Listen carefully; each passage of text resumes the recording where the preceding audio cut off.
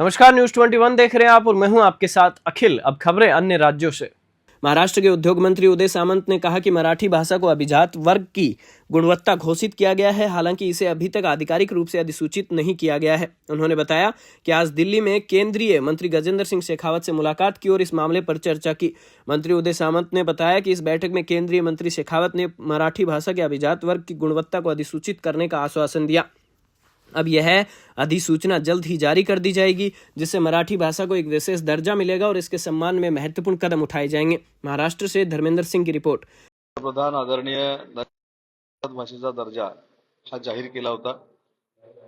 आज आम्ही त्याच पार्श्वभूमीवर देशाचे सांस्कृतिक मंत्री गजेंद्रजी शेखावत साहेबांना भेटलो आणि अधिसूचना जी मराठी भाषेची निघायची होती त्या संदर्भात आम्ही सकाळी त्यांच्याबरोबर चर्चा केली। माझ्यासमवेत अभिजात भाषेचा दर्जा मिळण्यासाठी जी समिती होती त्याचा पाठपुरावा करणारी जी समिती होती ते ज्ञानेश्वर मुळे साहेब देखील होते, साहित्य मंडळाचे अध्यक्ष सदानंदजी मोरे होते, आमचे उपाध्यक्ष ढवळ सर होते आणि ज्यांनी हा प्रस्ताव पाठवला ते ज्येष्ठ साहित्यिक रंगनाथजी पठारे यांच्या संमतीनं आज आम्ही शेखावत साहेबांची भेट घेतली आणि मला सांगताना आनंद आहे की काही वेळापूर्वीच माननीय शेखावत साहेबांनी मराठी भाषेला अभिजात भाषेचा दर्जा जो दिलेला आहे त्याची अधिसूचना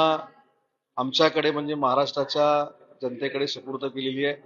आणि म्हणून सुरुवातीलाच मी माननीय नरेंद्र मोदी साहेबांना आणि सांस्कृतिक मंत्री शेखावत साहेबांना मनापासून धन्यवाद देतो की आमच्या महाराष्ट्राच्या जनतेचं आणि विशेषतः मराठी भाषिकांचं जे स्वप्न होतं ते आज परिपूर्ण होतंय आणि अधिकृतरित्या परिपूर्ण होतंय। यानंतर आम्ही शेखावत साहेबांशी ही देखील चर्चा केली की येत्या 8 ते 15 दिवसामध्ये अभिजात भाषेचा दर्जा मिळाल्यानंतर जे काही बेनिफिट्स मिळतात त्यासाठी आम्ही प्रस्ताव तातडीनं सादर करू। सदानंद मोरे साहेबांनी मुळे साहेबांनी अजून एक शेखावत साहेबांना मागणी केली की महाराष्ट्री प्राकृत म्हणून प्राकृत भाषेला जो अभिजात भाषेचा दर्जा मिळालेला आहे त्या प्राकृतवर मराठीमध्ये देखील महाराष्ट्रामध्ये देखील फार मोठ्या पद्धतीनं संशोधन होतंय। मोरे साहेबांच्याच अध्यक्षतेखाली एक समिती होती की याचा अभ्यासक्रमामध्ये कशा पद्धतीनं उपयोग केला जाईल, तर त्यासाठी देखील निधीची उपलब्धता करून द्यावी अशी मागणी आम्ही शेखावत साहेबांकडे केल्यानंतर त्याला देखील त्यांनी सकारात्मक प्रतिसाद दिलाय आणि 31 जानेवारी 1 फेब्रुवारी आणि 2 फेब्रुवारीला पुण्यामध्ये मराठी विश्व संमेलन जे होत आहे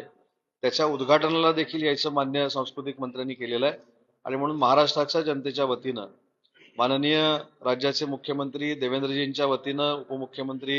एकनाथ शिंदे साहेबांच्या वतीनं, अजितदादांच्या वतीनं, पूर्ण मंत्रिमंडळाच्या वतीनं आणि महाराष्ट्रातील मराठी माणसाच्या वतीनं मी नरेंद्र मोदी साहेबांना धन्यवाद देतो